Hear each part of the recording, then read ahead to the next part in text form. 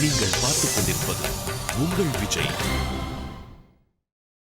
மருத்துவத்திற்காக ஒரு ஆண்டுல தனிநபர் செலவழிக்கிற தொகை அதிகரிச்சபடிதான் இருக்கு. மற்ற நாடுகளை ஒப்பிடும்போது நம்மூர் மிடில் கிளாஸ் அரசு மருத்துவமனைக்கு போறது குறைஞ்சு தனியார் மருத்துவமனைகளுக்கு அதிகமா போக ஆரம்பிச்சிட்டாங்க. பெருங்களத்தூர் பகுதியை சேர்ந்தவங்க நிர்மலா.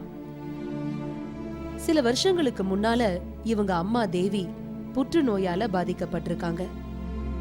தங்களோட மொத்த சொத்தையும் வித்து செலவழிச்சதுக்கு அப்புறமும் தன் தாயை காப்பாத்த முடியலங்கிற ஏக்கத்துல இருக்காங்க நிர்மலா.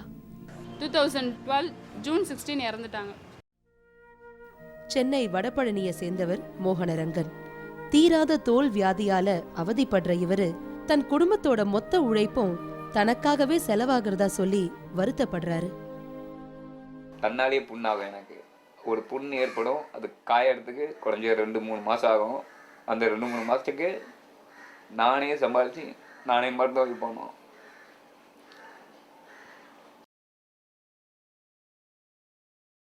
எங்கள் அப்பா அம்மாவுடைய உழைப்பு அதிகமாக அந்த என்னுடைய செலவுக்கே போயிருக்கு. என்னுடைய கேல்குலேஷன் படி பார்த்தீங்கன்னா ஒரு 50 லட்சமாவது ஆயிருக்குன்றது என்னுடைய கணிப்பு. இந்தியாவுல ஒவ்வொரு குடும்பமும் தங்களோட மாதாந்திர பட்ஜெட்ல 10% மருத்துவத்திற்காக தான் செலவழிக்கிறாங்க. நாளுக்கு நாள் அதிகரிச்சுட்டு வர மருத்துவ செலவுகளால உடல் நலம் குறித்த பயத்தோடவே வாழ வேண்டி இருக்கிறதா புலம்புறாங்க மிடில் கிளாஸ் வாசிகள். மந்த்லி பட்ஜெட்டில் வந்து மருந்துக்கு ஹாஸ்பிட்டலுக்கு தனியாக ஒதுக்கிறதே வந்து பெரும்பாடாக இருக்குது. ஜுரம்னு சொல்லி நம்ம ஹாஸ்பிட்டலுக்கு போனால் கூட அதுக்கு இன்ஜெக்ஷன்லேருந்து மருந்து மாத்திரையிலேருந்து மினிமமே வந்து டாக்டரோட கன்சல்டிங் ஃபீஸே 150 அரௌண்ட் ஆகுது. ஸோ அப்போ மெடிக்கல் மாத்திரை அதெல்லாம் ஃபுல்லாக கம்ப்ளீட்டாக ஒரு 1000 rupees இல்லாமல் ஒரு வெளியே அந்த நோயிலேருந்து வெளியே வர முடியாத நிலைமை இப்போ இருக்குது. இது வந்து ஒரு மிடில் கிளாஸுடைய குரல். இங்கே உட்காந்துருக்க எல்லாருமே மருத்துவ செலவு செஞ்சவங்க தான். யார் யார் என்ன மருத்துவத்துக்காக எவ்வளோ செலவு செஞ்சீங்க யாராவது சொல்ல முடியுமா? எனக்கு என் அம்மாவுக்கு வந்து பிரெயின் கேன்சர் சொல்லி அது ஆக்சுவலாக ராங் ட்ரீட்மெண்ட் 8 lakhs கிட்ட செலவு பண்ணிட்டோம். அண்ட் எங்கள் அம்மாவும் இப்போ உயிரோடு இல்லை. 2.5 years பெட் பேஷண்ட்டாக இருந்தாங்க எங்கள் அம்மா. ஸோ அதுக்கு 2.5 years நாங்கள் வீட்டில் வச்சு பார்த்துட்டு எக்ஸ்பென்ஸ் அது வேறு 8 lakhs வந்து நாங்கள் ஹாஸ்பிட்டலில் ஸ்பெண்ட் பண்ணோம். சாதாரணமாக பல்லு பிடுங்கினதுக்காக 2 ஏக்கர் இடத்த விற்றுருக்கேன் சார். பல்லு பிடுங்கிறதுக்கு 2 ஏக்கர் நிலத்தை விற்றுட்டீங்களே, எவ்வளோ ரூபா ஆச்சப்போ? 60,000 ரூபா ஆயிருக்கு. எந்த ஊரில் இது 60,000 ரூபா? பாசிட்டிவ் இல்லை சார். ஆஸ்மான் தாங்க சார் ட்ரீட்மெண்ட்டுக்கு போனேன். ஆனால் இன்றைக்கி எல்லா நோயும் வந்துடுச்சிங்க சார். எனக்கு நிறைய ப்ராப்ளத்தால் இது வரைக்கும் 7 லட்சம் செலவு பண்ணியிருக்கோம் சார். நான் மிடில் கிளாஸ் தான்.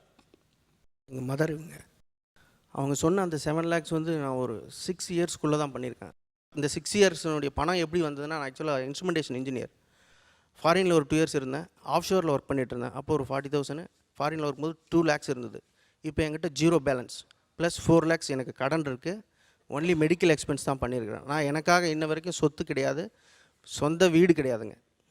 கிட்னி டிசீஸ்க்காக நாங்கள் வந்து 1.5 crores வந்து செலவு பண்ணியிருக்கோம். 1.5 crores? எஸ்.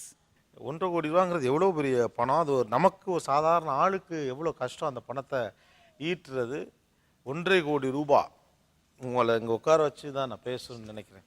1.5 கோடி ரூபா அதிகமாக செலவு பண்ணியிருக்கீங்கிறதுக்காக உங்கள்கிட்ட பேசணும்னு ஆசைப்படலாம். ஆனால் 1.5 கோடி ரூபா தமிழ்நாட்டில் ஒரு டிசீஸை சரி பண்ணுறதுக்கு தேவைப்படுது அப்படின்னா அது எவ்வளோ பிரச்சனைகளை சந்திக்க வேண்டியிருக்கு. அது குடும்பத்தையே எந்த அளவுக்கு மாற்றிருக்கும், அதுதான் உங்கள்கிட்ட கேட்க நினைக்கிறேன். ப்ளீஸ் வாங்க.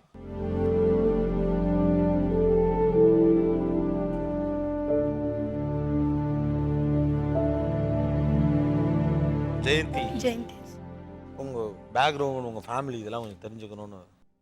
டி நகரில் 4 grounds என்னோட வீடு. 4 கார் வச்சுருந்தோம் நாங்கள். கல்யாணம் பண்ணுறப்ப என்ன வயசு உங்களுக்கு? 27 I facing my problem. Oh, கல்யாணம் என்ன ஒரு வருஷத்துலேயே? No, 3 months. 3 months? S.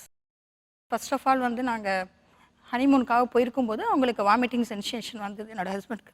Science student நான். ஸோ இந்த வாயில் ஸ்மெல்லிங் அதெல்லாம் இருக்கும்போது எனக்கு டவுட்டாக இருந்து நான் சரி நம்ம மெட்ராஸ் போயிடலாம் அப்படின்னு சொல்லிட்டு நாங்கள் ரிட்டன் பேக் டு மெட்ராஸ் வந்து நாங்கள் வந்து ட்ரீட்மெண்ட்காக காட்டணும். அப்போ அவங்க வந்து ரீனல் ப்ரோட்டீன் எடுத்த உடனே வந்து உங்களுக்கு கிட்னி டிசீஸ் இருக்குது அப்படின்னு சொல்லிட்டு தெரிஞ்சிடுச்சு.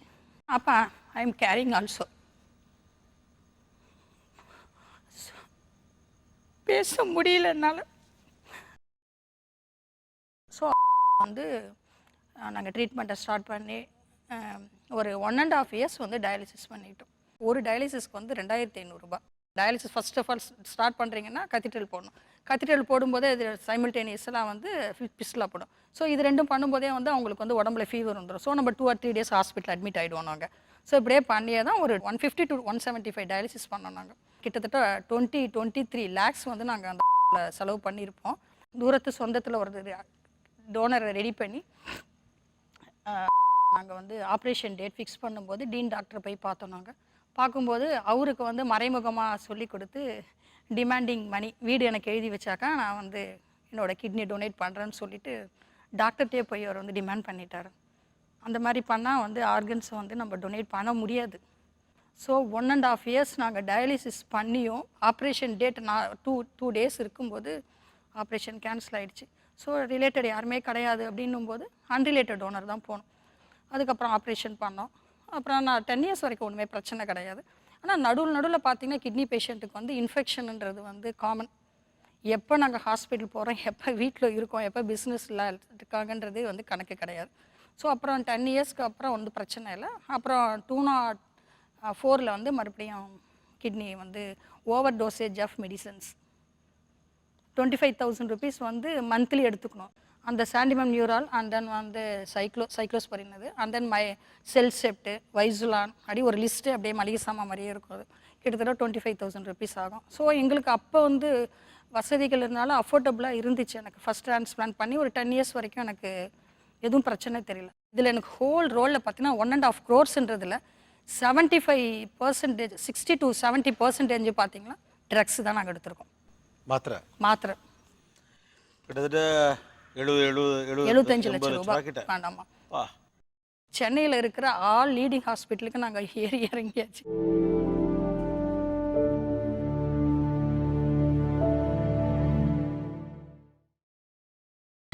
நீங்கள் பார்த்துக் கொண்டிருப்பது உங்கள் விஜய்.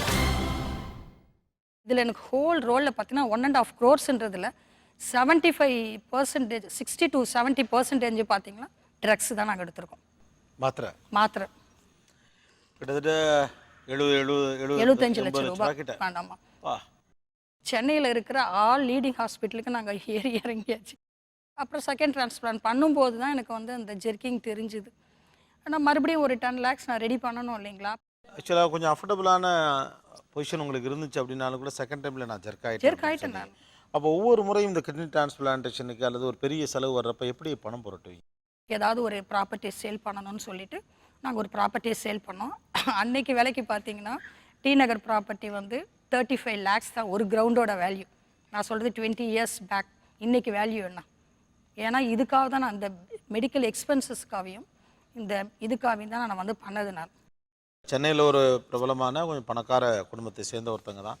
இவங்க வீட்டிலையும் ஒரு பிரச்சனை வருது, ஒரு மெடிக்கல் ட்ரீட்மெண்ட் அப்படின்னு ஒரு நிலைமை வர்றப்போ அவங்களே கூட சொத்தை விற்க வேண்டிய நிலைமை தான் வருது. ஏன்னா நிறைய பெரிய ஹாஸ்பிட்டலுக்கு போயிருக்கீங்க, எல்லா லீடிங் ஹாஸ்பிட்டல். நம்முடைய மெடிக்கல் எக்ஸ்பென்சஸ்லாம் கொஞ்சம் நியாயமாக இருக்கா இல்லை நியாயமாக இல்லை? யூ ஓன்ட் பிலீவ், யாரோட பர்மிஷன் சிசியூவில் போய் அட்மிட் பண்ணிட்டாங்க. என்னென்ன டெஸ்ட் எடுத்து ஹார்ட் ப்ராப்ளம் அவங்க இது பண்ணி நம்ப மாட்டீங்கன்னா எல்லா ஃபைல்ஸ் வச்சுருந்தோம். உள்ளங்கால்லேருந்து அந்த பாதத்துக்கு வலி இருக்கணும், அதுலேருந்து சிடி ஸ்கேன் வரைக்கும் எடுத்தாங்க. எடுத்து எல்லாம் முடிஞ்ச உடனே 40,000 rupees எனக்கு பில்லு.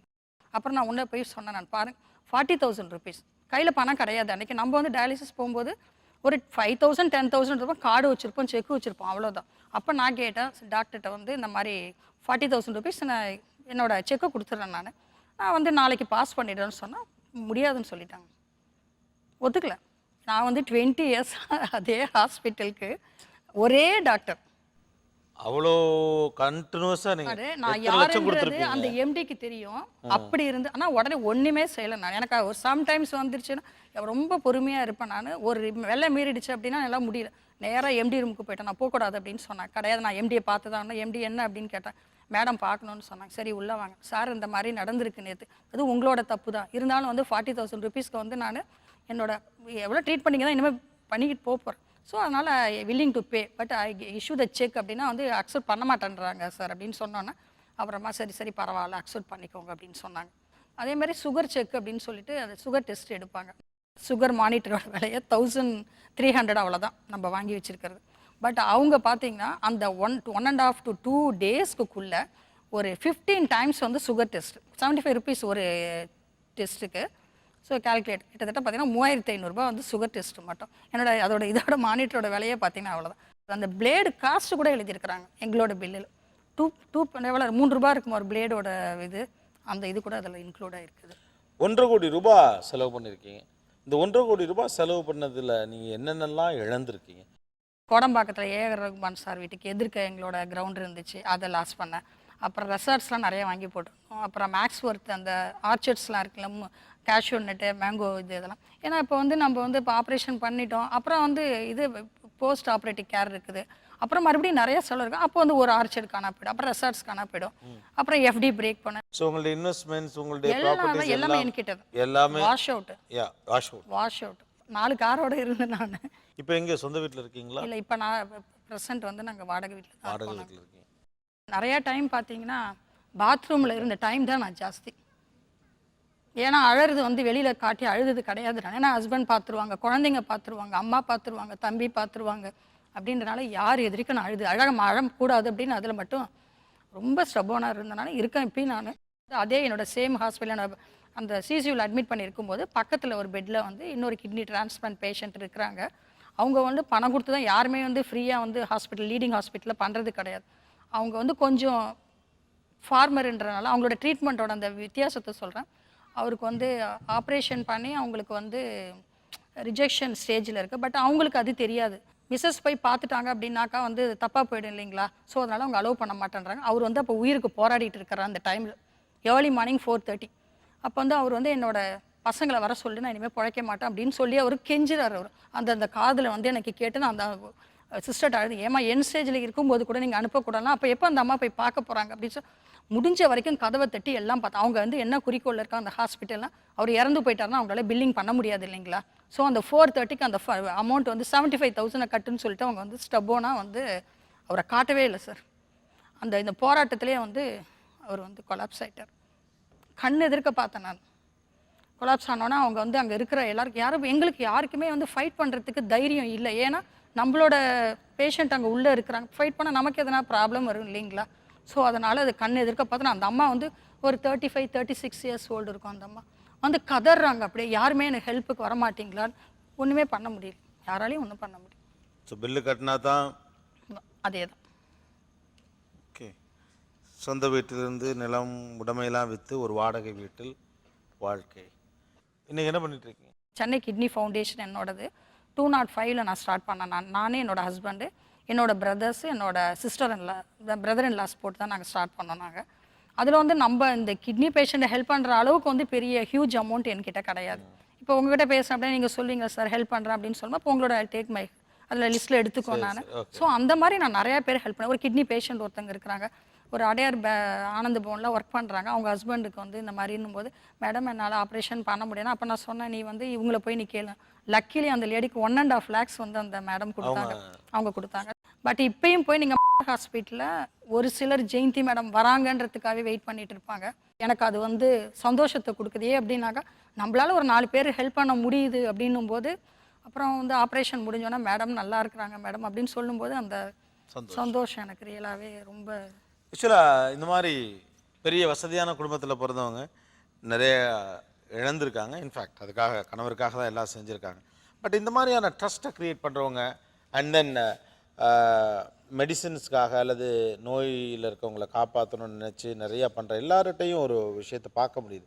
தன்னுடைய சொந்த வாழ்வையில் இந்த மருத்துவத்தால் பெரிய அளவுங்க பாதிக்கப்படுறாங்க. அல்லது மருத்துவம் பார்த்தும் காப்பாற்ற முடியாமல் போன அந்த இழப்பை ஈடுகட்டுறதுக்காக மற்றவங்களுக்கு அந்த நிலைமை வந்துடக்கூடாதுங்கிறதுக்காக தன்னுடைய வலி எல்லாத்தையும் தாங்கிக்கிட்டு அடுத்தவங்களுக்காக ஏதாச்சுங்கிற நிறைய பேரை பார்க்க முடியுது. ஜெயந்தி மாதிரியான ஆட்களை நாங்களும் we so proud about you Jayanthi. Was nice. Thanks a lot. Thank you. உங்கள் ஒர்க் இன்னும் நிறையா நீங்கள் பண்ணணும். ஒரு பெரிய அப்ரிசியேஷன் கொடுக்கணும். ஓட்டப்பந்தயத்தில் ஜெயிச்சாலாம் கூட கொடுக்குறோம், வாழ்க்கையிலே ஜெயிக்கிறாங்க. Thank you madam, thank you. Please. But why this is happening? என் மக்களுக்கு ஏன் மருத்துவத்துக்கான ஒரு இயல்பான ஒரு சாதாரணமான செலவுக்குள்ளே நடக்கக்கூடிய அளவுக்கு இல்லாமல் இருக்குது? இந்த கேள்வி ரொம்ப மனசை அரிச்சுக்கிட்டே இருக்குது. ஒரு சார்ட்டுங்க இருக்குது, நம்ம பார்ப்போம். இந்தியர்கள் செய்யும் மருத்துவ செலவுகளில் அவர்கள் அதிகம் செலவழிப்பது மருத்துவமனைகளுக்குத்தான்.